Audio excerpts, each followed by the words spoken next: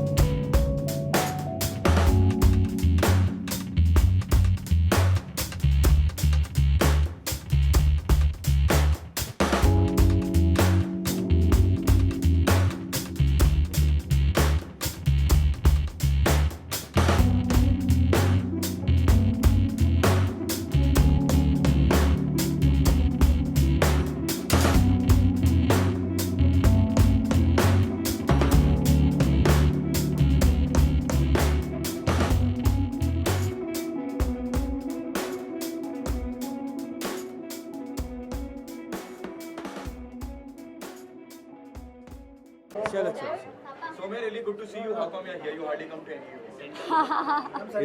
या क्या करें, भाभी जी को घर पर रहना पड़ता है तो फिर इवेंट में जाने का वक्त ही नहीं मिलता है. But this is a special event. It is special because of course one of my closest friend, it's Pavan initiative, and I'm like a huge admirer as well as a friend of Pavan. और मुझे ऐसा लगता है this event is very interesting. It is first of its kind.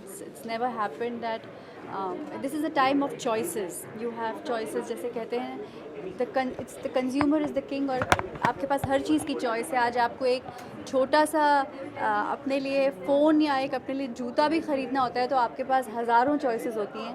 तो हमारी ज़िंदगी का जो एक बहुत अहम डिसीजन होता है अपने बच्चे को किस स्कूल में, किस बोर्ड में, किस इंस्टीट्यूट में हम भेजें, उसके लिए आपके पास क्या चॉइसेस हैं. उसके लिए आपको अपने रिश्तेदारों को फ़ोन करने की ज़रूरत नहीं है, दोस्तों को फ़ोन करने की ज़रूरत नहीं है.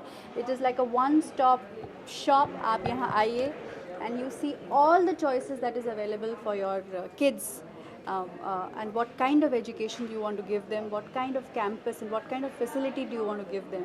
So I think it's a great initiative, and it's really ahead of its, I mean, you know, the time has come that we should have these choices. बहुत अच्छा दौर चल रहा है जी, यहाँ से. आप जी. कहीं आपको अगर अपनी मनपसंद फिल्में देखनी है तो आ जाइए, दिखा देंगे. जी. और ये लेके आते हैं. नहीं तो पूरा आपका जो फ्रेंड सर्कल है एक नए आइडियो के साथ जो मतलब कहीं ना कहीं बहुत फायदेमंद है जी, यहाँ से, जी. उसमें क्या कहना है? जी, मेरा खुद का एक इनिशिएटिव है 1018mb.com, जिसके तहत आप जो भी फिल्म बड़े पर्दे पे देखना चाहें हम आपको वो दिखा देते हैं. It's a democratic process. आप वोट कीजिए, फिल्म हम आपको दिखाएंगे आपके थिएटर में. तो जी हाँ, बिल्कुल. और ये वक्त ऐसा है कि हर चीज़ के लिए you have choices and you are spoiled with choices. और हम डिसीजंस सिर्फ सामने वाले को क्यों दें. हर मेजर डिसीजन या जो चॉइस हम करना चाहते हैं वो डिसीजन हमारे हाथ में होना चाहिए. तो ये आपके पेरेंट्स के हाथ में ये डिसीजन है कि मैं अपने बेटे को कौन से स्कूल में भेजना चाहता हूँ. ये बात इस डिसीजन पे बेस्ड नहीं है कि इसने ये कहा था, फलाने ने ये कहा और ढिमके ने ये कहा. It should be a proper informed decision. That's a very correct statement. Yes. Informed decision. जी. We make decision without information. Absolutely. Okay Soumya, जैसे आपने कहा कि चॉइसेस अपनी खुद पसंद करके जो जी. हम करना चाहें वो कर सकें. आज जो 1000 और 500 की करेंसी को लेके जो माहौल है जी. उस पर आप क्या कहना चाहेंगे? भाभी जी को कितनी तकलीफ है? देखिए, मेरा ऐसा मानना है पर्सनली कि कोई भी बड़ा मूवमेंट या कोई भी बड़ा रेवोल्यूशन या चेंज बिना किसी तकलीफ़ के तो नहीं आता है ना. ऐसा तो है नहीं कि फोड़ा हो गया, भगवान ठीक कर दो लेकिन मुझे दर्द ना हो. तो ऐसा होना तो मुश्किल है और असंभव है. हमें जब आज़ादी भी मिली थी तो हज़ारों और लाखों करोड़ों लोगों की जान गई थी, कई लोगों के खून बहे थे. इन प्रिंसिपल इस फिलॉसफी का मैं सपोर्ट करती हूँ कि डीमोनेटाइजेशन होना चाहिए. बेशक इसमें काफ़ी डिबेट हो सकता है कि जिस तरीके से हुआ शायद गवर्नमेंट को थोड़ा सा और प्रिपेयर्ड होना चाहिए था to how to pump in the cash. शायद वहाँ थोड़ी बहुत चूक हो गई होगी, but that is again debatable.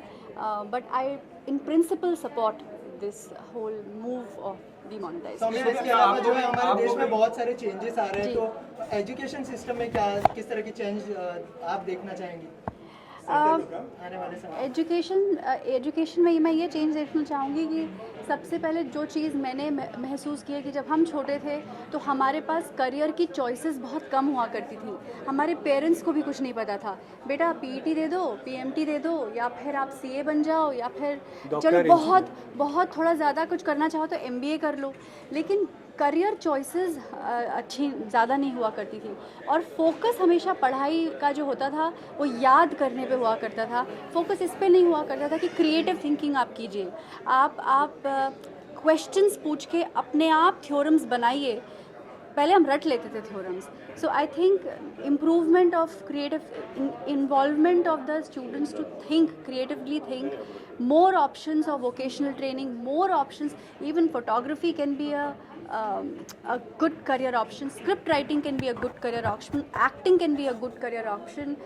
So many things can be a good career option, जिसके कि इंस्टीट्यूट्स होने चाहिए और बच्चों को अपनी चॉइस और अपना रुझान देखकर उनको उस तरफ जाना चाहिए। ओके मैं सुनिए आपसे आगे सवाल करना चाहूँगा, क्या आपको 1500 की नौकरी जब मैं बात करता हूँ या आपके इर्द गिर्द जो लोग होते हैं, they are spot boy, they are driver, जी। उनको कुछ परेशानी हुई और आपको कभी सामना करना पड़ा? मुझे पर्सनली परेशानी नहीं हुई क्योंकि मैं बहुत कुछ ऑनलाइन करती हूँ। मैं अपनी सब्ज़ी भी ऑनलाइन मंगा लेती हूँ क्योंकि मेरे पास तो वक्त ही नहीं रहता है। बेशक जो आसपास के लोग हैं थोड़ी उनको दिक्कत डेफिनेटली हुई क्योंकि उनको क्यूज़ में खड़ा रहना पड़ा। कैश की थोड़ी कमी थी बैंक में और जब तक वो उनका नंबर आता था तो कैश ख़त्म हो जाता था। लेकिन मेरे ख़्याल से इट्स अ गुड मूव। बहुत सारे मेरे आसपास के जो लोग थे उन लोगों ने पेटीएम चालू कर दिया, अलग अलग तरीक़ों से उन्होंने डिजिटाइजेशन शुरू कर दिया। So I think it will accelerate the speed of financial digitisation. तो I think it's towards a good cause.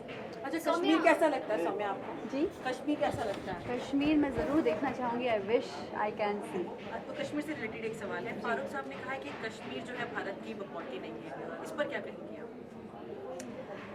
मेरे आपने बहुत मेजर मुद्दा खोल दिया है।